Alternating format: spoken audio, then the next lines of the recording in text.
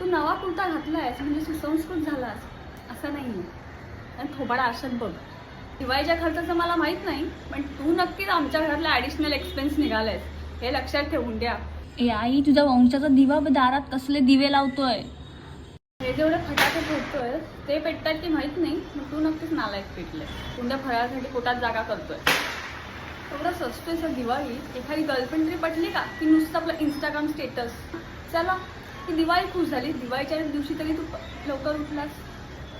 एकतर भाऊबीजेला बहीण गिफ्ट देत नाही. भाऊबीज असते ती, म्हणजे भावाने बहिणीला गिफ्ट द्यायचं असतं म्हणून ती भाऊबीज असते. कळलं की बहीण तुम्हाला सांभाळते मोठ्या बहिणीसारखी, म्हणून तुम्ही तिला गिफ्ट द्यायचं असतं आणि तिला खुश ठेवायचं असतं. तिथे वर्षभर तिचे नखरे सहन करायचे असतात. तू वर्षभर तर नखरे सहन नाही करत माझ्यावरती, मला 4 ऐकवतोस ते वेगळं. मग ॲटलिस्ट भाऊबीजेला मला एक गिफ्ट दे ना, चांगलं महागडं यार.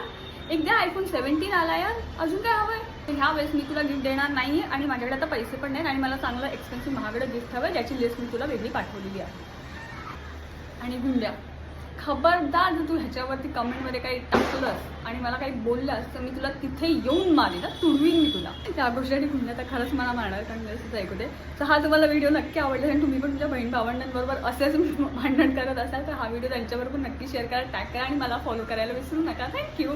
बाय द वे, सगळ्यांना दिवाळीच्या खूप खूप शुभेच्छा. आणि गुंड्या, खाली कमेंटमध्ये पर्सनल काहीही मला बोलणार नाही आहेस तू.